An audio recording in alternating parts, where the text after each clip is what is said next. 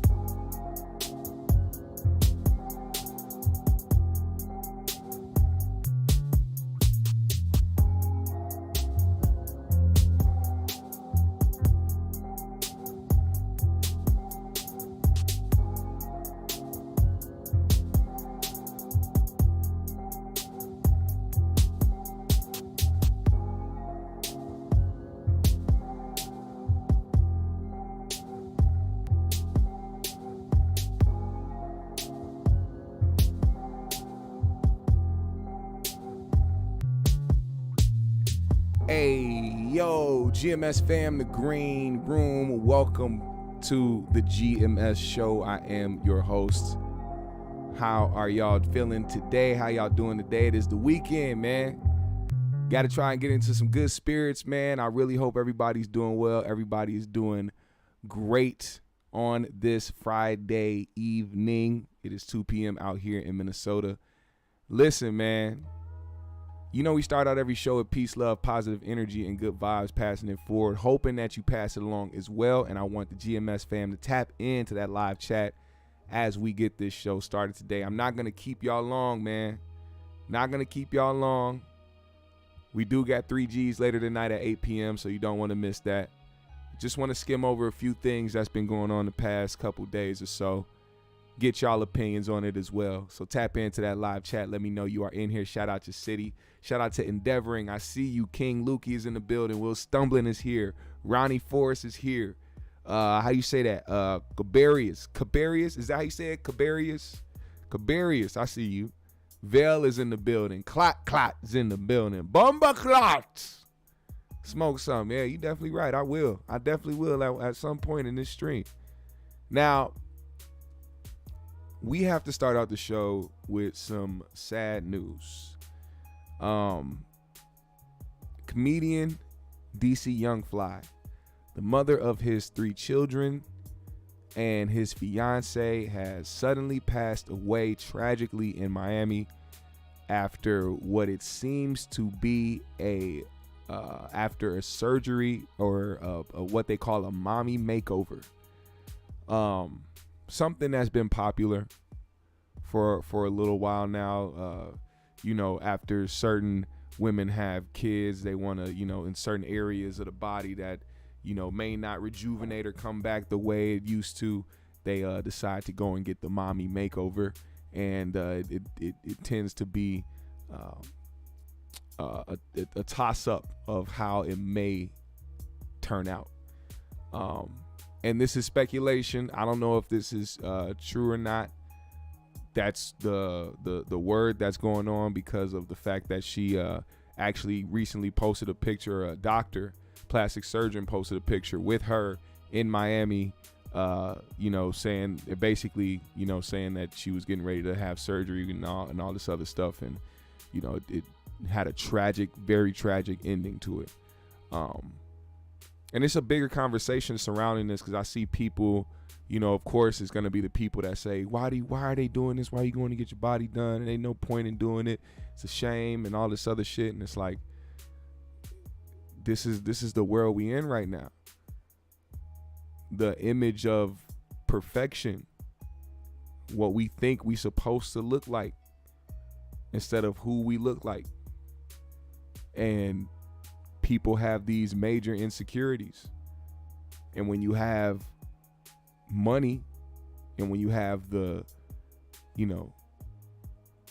want to want to change yourself and your appearance and the outlook of what people see you as, especially when you're a public figure, you're on TV, you know what I'm saying? Your spouse is a public figure.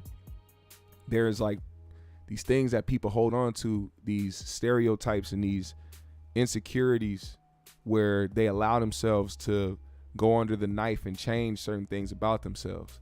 And it's crazy because in these conversations, like I've been seeing over the past couple of days, people posting up videos of Lizzo, talking about her being overweight, how she's obese and all this stuff, and how she shouldn't be encouraging people to be big or encouraging fat girls and stuff like that. And they talk about how unhealthy it is, but then turn around and see a bunch of women with ass shots, fake breasts, fake knees, fake chins and noses, and getting all sorts of Botox and shit injected in them. They're no healthier than an obese chick dancing and running around on stage. When you have all this stuff in your body that it's not supposed to be there. I don't know if they know this, but when you get those injections or when you get silicone or any of that shit, it's not supposed to be in your body. Your body is going to reject it at some point, which is why a lot of people continuously get work. There's never been one person that has went in to get Botox or to get fake titties or to get a BBL who just stopped at that. It doesn't just end. You're putting yourself in a situation where it's continuous, and you're never gonna. And I was just talking about this the other day. I was talking about this with the Kim Kardashian situation because Kim said that Kanye's shenanigans is gonna be more far damaging to her kids than her sex tape ever will be. And when you think about that, you have to ask yourself, does this motherfucker even know what psychological damage is?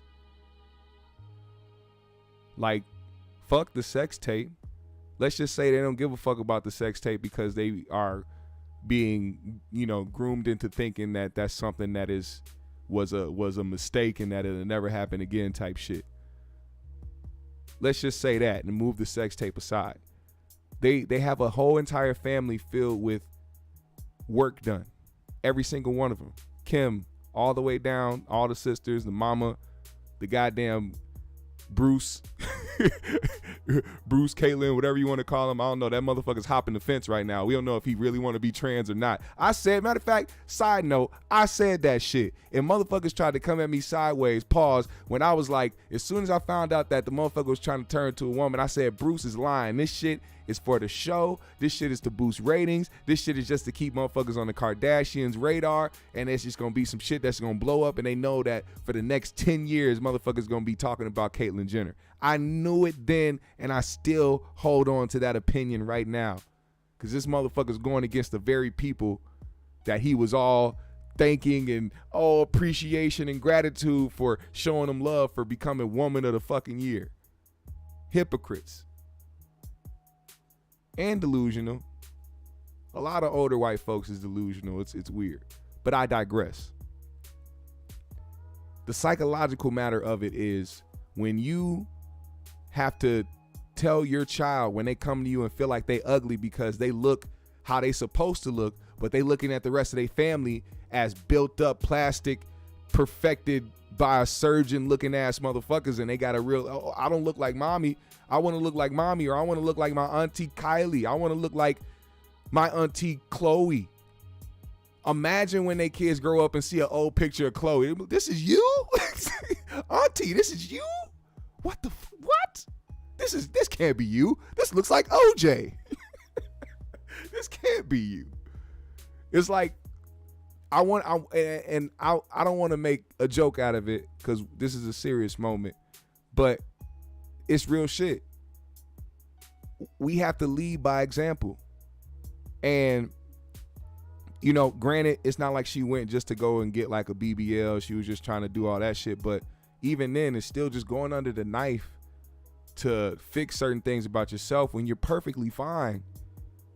It's a psychological thing, and we got to bring back people actually feeling beautiful about themselves. You know what I'm saying? Like, it sucks that that society we live in is trying to coach people into this perfect human being when there is no perfect human being. What's gonna happen? You're still a human being. You're still somebody who has you're still an individual. You have to maintain your individuality. You can't be a person out here that looks perfect on the outside and is a shitty person on the inside. It's not gonna do shit for you. And I'm speaking on this because of the conversation surrounding, you know, surgeries and people going to get BBLs or people going to get mommy makeovers. But away from that rant, somebody lost they significant other. Somebody lost their other half. 3 kids lost their mother.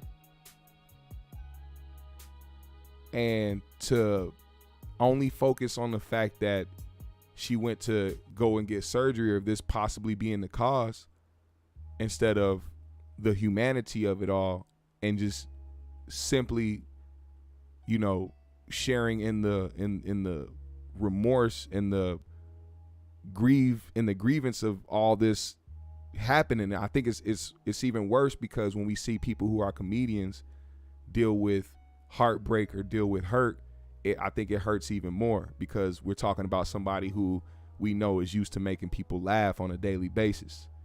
You know, shout out to the 85 South Boys. They just got a deal on Netflix. They're going to put the 85 South Boys on Netflix. That's a huge deal.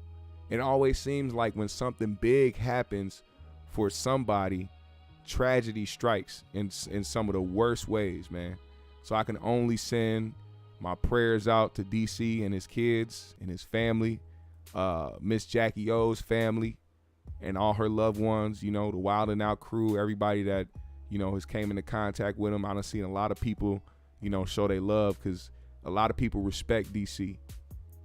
You know, a lot of people got a lot of love for DC, and it's a very, very, very tragic situation, man. And like I said, once again, I'm praying for them, their family, and I really hope that you know, whatever happens from this, they can really, you know, get some closure and find out what really happened, or even if they know what happened, you know, just start the process of grieving and doing what they need to do to get past it, man. So love and prayers to DC and his family, man. I'm gonna be sending out so much love, man. 85 South Boys, appreciate y'all, man. Same with them, you know. Chico's, you know, he lost his mom a year or so ago, so just want to send love to them, man. I know it's tragic, but you know, I seen something from Ryan Davis yesterday. He was talking about DC spirit and his faith, and I truly do believe that is going to be something that's going to continue to hold that young man up and continue to help him prosper even through this difficult time. Before I move on, though, this is supposedly the doctor who Miss Jacky Oh went to see, and also the doctor that posted up the picture with her before the surgery. And it says that the doctor isn't actually board certified. He's board eligible. And board eligible and board certified does not mean the same thing. He only has 6 years of experience. No wonder why he collaborated with Jacky to do her surgery. This is some of the things that people need to also pay attention to. A lot of these doctors know that there is a market for motherfuckers that want to come in and get work done, and they try to jump to the opportunity because there's so much money in it, especially under the table, especially the side BBL quest where people go out of the country or out of town somewhere to go and get some shit done in a remote area. It's a lot. The lengths that people will go to just to try to get some work done in their body it's amazing. It's amazing. Now, sending prayers and love, condolences to the family.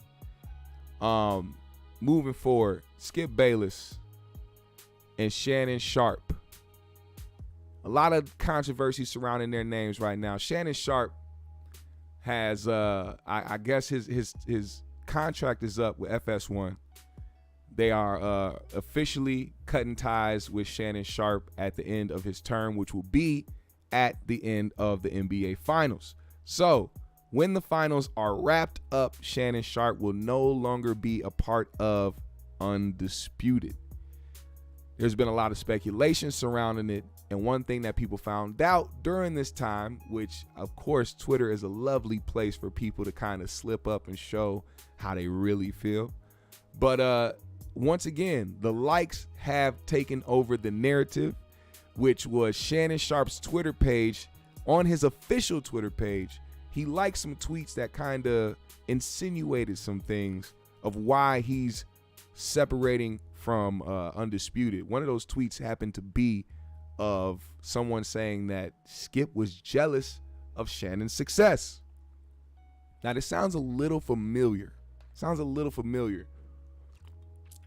When somebody's a part of a show and people start gravitating towards one of the hosts on the show, and one of the hosts on the show starts to create some popularity, and then when not just that, but when the same person on that show that's catching traction on your show that you pretty much kind of created and you are pretty much the head host of, when they start challenging you and when they start coming back at you and feeling confident enough to speak their mind at you on what you feel is your platform, then people start to kind of go to the heads of the company and start complaining and saying, a little few things here and there. We seen it with Stephen A. Smith.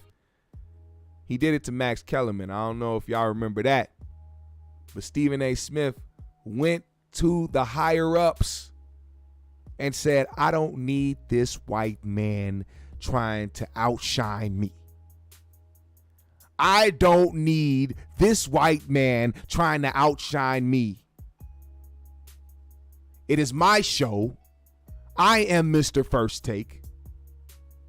And if you think that anybody is going to take Stephen A's spot, oh, you must be smoking weed. True story. Besides the little last rant that I just had, he really did that. Stephen A went to the higher ups and said, I don't want Max here no more. And you know what happened? Them higher ups said, all right, we'll move that nigga around. This is Stephen A's show. We pay him the big bucks. And what he says at this moment goes. Kind of had me wondering if Skip did the same thing to Shannon in this instance. Maybe Shannon was catching more traction outside of the show, Club Shay Shay, the interviews that he's been doing and the numbers that he's been doing over there on YouTube. Skip probably went in the office and was like, hey, I see Shannon, making a lot of success on his own. Maybe he doesn't need this platform anymore. He can do well on his own, or somebody else can come along and snatch him up. Maybe we need some fresh new talent here on Undisputed. I know the game.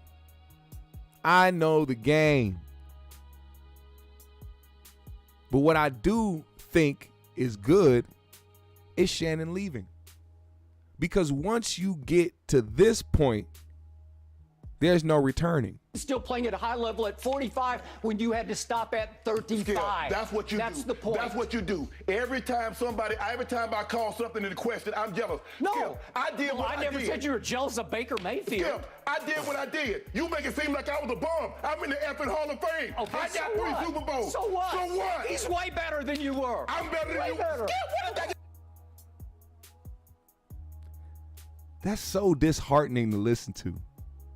Imagine sitting across from a motherfucker that didn't do a fraction, not at all, zero of what you've done in your career. Hall of Fame ball player, football player. You are in the Hall of Fame.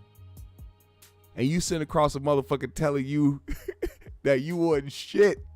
See what you do? You take personal shots. No, I don't take personal shots. You started it. Time out. You would take a personal shot at me. I didn't take a personal shot at you. Wait a minute. What are you talking about? Take a personal shot at me. I didn't take a personal shot at you. I didn't take a personal shot. I didn't take a personal shot at you. Wait a minute. What are you talking about? Yo, Shannon hit the high note. You would take a personal. Put your glasses back on. Can I finish? You're willing to take a personal shot at me to say this man is better than me because I say he's playing bad this year? Well, because you just Go ahead. you disrespect him. It's just so. You know what? It's beneath your you dignity. You disrespect me to support him. No, well, I'll support him over anybody because he's the greatest player who ever played your game, and it's by far. Have at it. Okay? Take off. Imagine. Could you handle that type of disrespect sitting across from you? I promise you, Shannon wanted to leave at that moment. But he was under contract. He signed the contract. He had to be there for a certain amount of time. So he had to swallow that pill and get back on that show and try to perform at his best as an analyst. But now it leaves the question, man. I got to ask y'all, man. Where do y'all think Shannon Sharpe is going to go? Is it going to be a Shannon Sharpe show? Is he going to join First Take? Or is ESPN just going to be like, come on, man, let's just set you up somewhere, anywhere. What do y'all think is going to happen with Shannon Sharpe in this instance? Let me know in the comment below. And while y'all let me know in the chat, we're going to listen to Marcellus Wiley give his take on Shannon Sharpe leaving Undisputed. Listen to this. Here's the real of what's going on over there and why we even got here. Skip Bayless runs that show, and he's always run that show. And by the stripes on his sleeve, he should run that show. Skip Bayless was the first one in that door. Him and Colin Cowherd both leaving ESPN to come start FS1, right? So you got to give him respect for that in terms of the daily shows. With that risk comes a great reward, including the power that Skip Bayless has. Not only does Skip Bayless make the most money over there, but he has the most power in terms of how he runs his show. Colin runs his show, but also Colin will be a little more open-minded into the terms of his show. A little more, but not Skip. Oh, no, no, no. So here's the problem. That's not the problem. Skip is here. Shannon started here, used the relationship with Skip Bayless to get there, right? And then Shannon started to get way more popular. How about this? More popular than Skip Bayless, some would say. Based on the podcast numbers, the new generation numbers, social media numbers, like Shannon is popping, even more than you, Skip. So when you're doing this, you can write your own ticket when you have the demand from the people. In your real world, in your outer show world, but inside the borders and structure of the show you're on that's giving you all this jet fuel, nothing's changing. Even when you surpass Skip Bayless, you still have to be under him in terms of the show. Other than the disrespect, and I shouldn't even say other than, in addition to the disrespect that we've seen multiple times from Skip Bayless, told the dude to put his damn glasses on, and he put them on. Shannon has multiple times had to ask Skip, can he talk? Like, they're not talking like friends. They're not even talking like friends that are beefing. They're talking like strangers, like in a way. And Skip knew he can always talk to Shannon, the Hall of Famer, the 3-time Super Bowl champion, because he knew he controlled the show. But more than that, Skip also felt that he could control the show and control Shannon's job security. Now, that is the part I wanted y'all to hear specifically, because I know that a lot of people are quick, because of course they'll be quick to, try to be like, yeah, this white man is trying to control this black man's career because he's becoming more popular and more famous than he is, and most likely going to surpass him in this space. But there's a power dynamic for anybody in that position. As I just stated before, Stephen A. Smith did the same thing to Max Kellerman. Once you start challenging the person that sits on that head seat, once they feel threatened in their job, in their career, in their popularity, they start to pull the behind the scenes bullshit. And I'm sure after Shannon leaves, we're gonna hear about it. You know, it was a little awkward. They went on Undisputed after, you know, the news broke that Shannon was gonna be leaving, and you know the fist bump was all out of whack. They didn't even connect fists. It was a weird dynamic, weird atmosphere. It's overall a situation where, you know, Shannon Sharpe has paid his dues on that show, and the course has run. You know, when you feel like something is over, I don't even feel like Shannon is sad about it or mad about it. I think he has been wanting to get the fuck off of Undisputed. I think he's been wanting to get away from Skip Bayless so that he can really, really do his thing. Because when you think about it, the success of Club Shay Shay and how he gets to control his own shit and how he's able to really express himself or talk and have these one-on-ones with people, I guarantee you he enjoys doing that shit way more than he does Undisputed. And that's a fact. You know what I'm saying? That's a cold, hard fact. I can see it. Don't nobody, and people try to say it's, you know, the TV and how they supposed to do because it's an argumentative show. They supposed to be debating, supposed to get heated. They supposed to do it for entertainment. But it's one side entertainment and the other side is, damn, this nigga got a high-pitched voice right now because he's fucking mad. When you start hearing Shannon, when Shannon starts going, nigga, what this, Skip. It's over. It's done with. He's mad. He don't want to deal with it no more. There ain't no man built like Shannon Sharpe supposed to get broken out of his shell to sound like that. That's when you know it's over. That's how you know it's enough.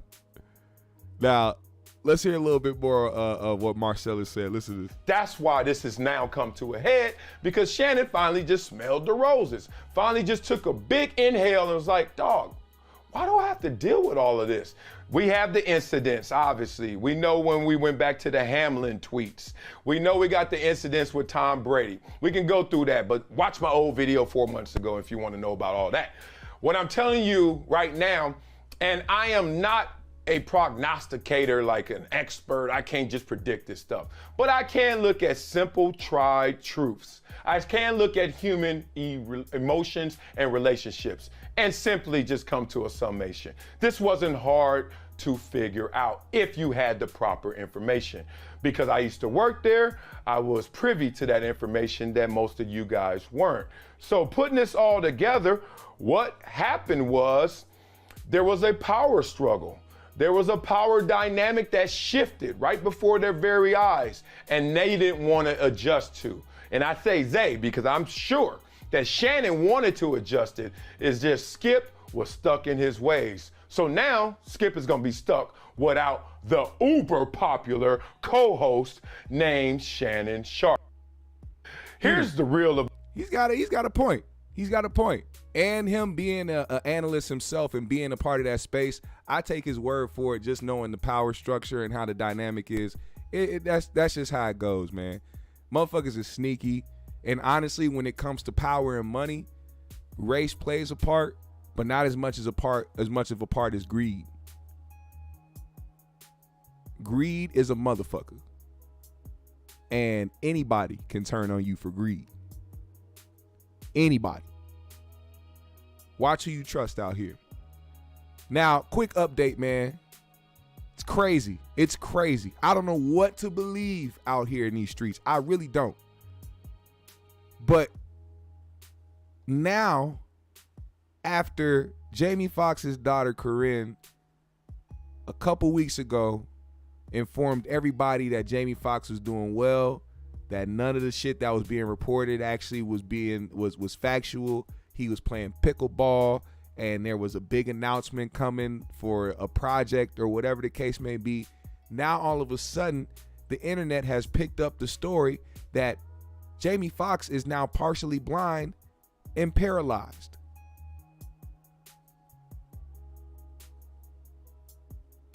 I'm very confused. Now, I'm not leaning all the way towards the possibility of that being true, just because of the simple fact that I see that there's also an agenda happening. And it's the right wing / anti-Vahid, if y'all remember what that means. I'm pretty sure you know what I'm talking about. That shit, the juice that they trying to set loose on everybody.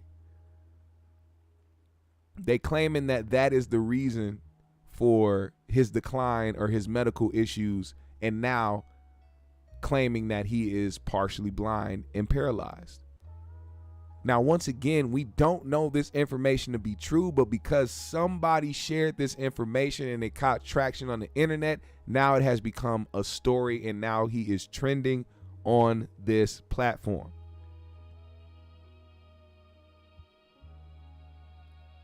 But see, the reason why I'm not fully on either side is because now it's like, all right, shit is getting a little hectic. We keep seeing these different stories. We keep seeing all this different shit. Maybe Jamie has to let people know he's not, or he's doing fine and not in the condition that is being reported by a lot of these other platforms. You know, I don't want to be the guy that encourages people that have to go to the internet and just be like, yeah, hey, y'all, so-and-so. But at this point, with the type of narratives that are being passed around about him and his health and what's going on, I think it'll be lucrative for him to at least let people know what's happening, because this, you got to understand, social media runs rampant with rumors. And people will take a story, and not everybody does the follow-up. No, not everybody's going to fact check.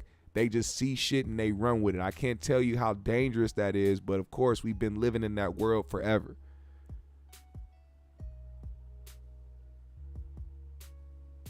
And we need to figure out how these stories are being told, where the origin, who's putting these stories out, and why is it getting back to the news like this? How is it reaching so many people without being fact checked? You know what's crazy? Twitter is a place that'll put a fact check under a certain tweet if there's a narrative being spread around that's false. They'll do it with the Ovid. They'll do it with the LGBTQ. They'll do it with the Jewish community. Several videos of black people committing crimes or fighting people or beating people up be put on the internet with narratives behind them, and don't no fact checks from Twitter be under it. Elon Musk. There was just a video of Fatboy SSE, a content creator and an artist who does skits. As a matter of fact, a very well-known social media personality that people were posting a video that was super old of him walking into a small restaurant, grabbing a whole tray of beef patties and walking out. And of course, some simple-minded, race-baiting, cowardly mayonnaise soldier posted on Twitter, "This is the America we live in, where black people think they have the privilege to do whatever they want. I hope they catch him, and I hope blah, blah, blah." 20,000 likes and a whole bunch of retweets and quotes from other racist people talking about how black people are privileged and think they can do whatever now. And repeated people under these posts saying this is not true. This is a skit. The owner was in on it. Everybody was in on it. This was a skit. Not one automated fact check was being put onto that fucking post, because they want the narrative of black people to be a certain way. They want a certain narrative to be out there. If this isn't true, why is there no context to it? It's a fucked up system, and it only got more fucked up once Elon joined. I don't know how crazy. I don't know why people don't understand that. I just said this the other day. I'm like, when was the first time y'all realized that it has never been about what president was in office? It was all about white people being more out and confident about being racist and displaying their racism. It's not about who's in office. It never has been. It's about being comfortable enough to feel superior in this country that you aren't superior in anymore. It's an illusion now. And to maintain the illusion is bigger than actually being it. That's how fucking delusional and how mentally ill a lot of them racist motherfuckers are. Now, I'm going to be sending out, my prayers and positive wishes towards Jamie Foxx, because we don't know what's happening with him, man. We don't know his situation. I really do hope that he's not partially blind and paralyzed like they trying to say. But, you know what I'm saying? It'll be a very, very tragic day if we hear that news, man. God forbid. So sending health and wealth and love and light to Jamie Foxx and his family, man. I really hope that he pulls through whatever it is that's going on, because we still don't even know what it is. Still, we have no idea the exact thing that happened to Jamie Foxx. Nobody knows. Absolutely nobody but his family and the hospital. But one more thing before I release y'all to the wild. I hear John Morant is under, or the decision in his investigation will be announced after the NBA Finals.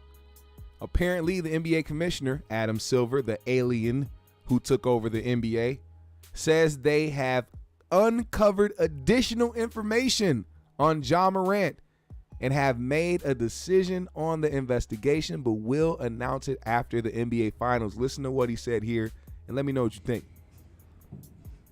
So in assessing what discipline is appropriate, if that's the case, we look at both the history of prior acts, but then we look at the individual player's history as well. And so that, and the seriousness, of course, of the conduct. So those are all things that get factored. It's not an exact science. It comes down to judgment at the end of the day on the part of me and my colleagues in the league office. In terms of the timing, we've uncovered a fair amount of additional information. I think since I was still asked about the situation. A fair amount. I would say we probably could have brought it to a head now, but we made the decision, and I believe the Players Association agrees with us, that it would be unfair to these players and these teams in the middle of the series to announce the results of that investigation. And given that we're, of course, in the off season, he has now been suspended by the Memphis Grizzlies indefinitely, and so nothing would have changed anyway in the next few weeks. It seemed better to park that at the moment, at least any public announcement.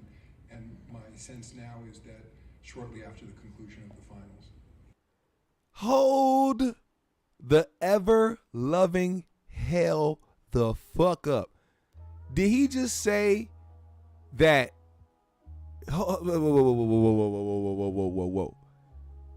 Where was I when John Morant was suspended indefinitely? I thought he was just suspended from team meetings. I didn't know it was indefinitely. Oh my goodness. Well, look, man, I don't know what's going on. I don't know what happened. I don't know what the deal is. I don't know what additional information they found out.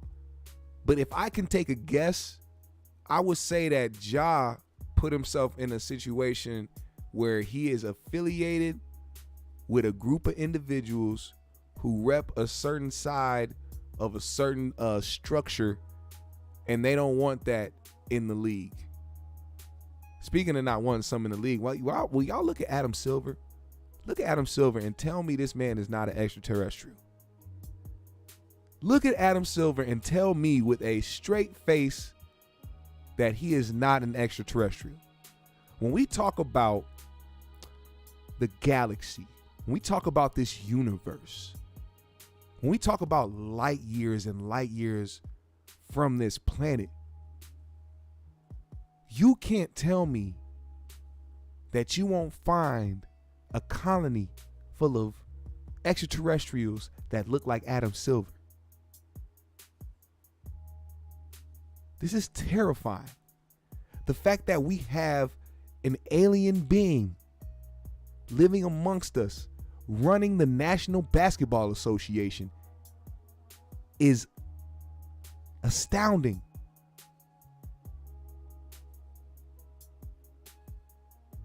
We need to do more research. We need to do more research on this guy. I have a feeling we're going to uncover some things that we did not know. You don't believe so? Clyde, you don't think he's an alien?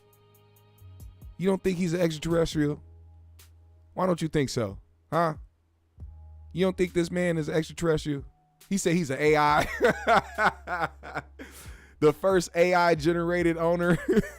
They wanted to make sure that they could have a alien or a AI owner of a team so that they won't use actual people. Easy to control, easy to stay in sessions and work and be in every part of the country at once. Very easy. He said Adam Silver's up for the Disney job. That tells me everything I need to know. See, that's exactly what it is. Now, see, fool, you done gave it away. You done gave away exactly the plan. See, Walt Disney is still frozen at the bottom of Disney World, right? But it needed to be somebody, a special being who had to come and unfreeze that man to bring him back to life.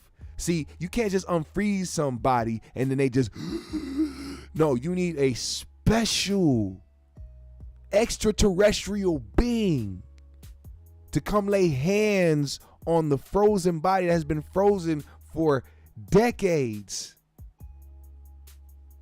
The power and the energy from him will bring back Walt Disney so that he can cause another Holocaust. Anyway, GMS fam, the Green Room, it has been a dope show. I told y'all I'm not going to keep you long today. So with that said, I need y'all to pull up to 3G's later tonight, all right? 3G's later tonight. Don't you miss it. I need y'all there, man. I need y'all there. Shout out to AP. Shout out to Pac G. Shout out to Binky, Bianca. We gonna see y'all 8 o'clock p.m. sharp, Central Time. All right? I am going to go and enjoy my Friday. 8 p.m. Central Time. It's 2:46 right now here in Minnesota. So you have a little over 5 hours. 5 hours and 24 minutes to be exact. I mean, yeah, 5 hours and 24 minutes. I need y'all to pull up to that. Hit that like button on the way out. Follow me on my socials. I follow everybody back. Hit the cash app today if you are feeling generous. Hey, oh yeah, I forgot to say, new music on the way, a whole bunch of new shit on the way. But like I said before, I only said this once before. I forgot to mention it over the past like couple shows. But we are trying to improve and develop and upgrade this platform, this show. We need a whole bunch of different shit. So if you are somebody that wants to invest or donate to the GMS show, the Cash App is right there, and you will help us by getting us new equipment and all sorts of dope shit that we can use to continue to upgrade and improve this show. It is not mandatory. It is not mandatory, and it is not something that you have to do. But if you do, I would appreciate you, and I would be very, very thankful for your contributions. GMS fam, the Green Room, thank y'all for today's episode. Smoke something if you got it. We out here, man. He said 2 hours. Why'd you say what 2 hours is? What is 2 hours for? Why you say 2 hours? I'm confused. change ETA? What are you talking about? JR is drunk, you guys. I see you, King Lukey. What up, Melissa? What up, Jake? What up, Jump to Hyperspace? Fu is in the building. Living Waters, what's going on? North Mim, Toke Champs, King Lukey, Clock Clock, GMS fam, the green room.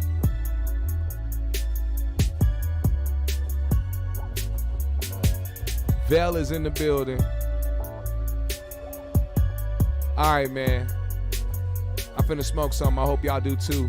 Enjoy the rest of y'all Friday. I'm gonna see y'all on 3Gs. Have a blessed and wonderful day. We out.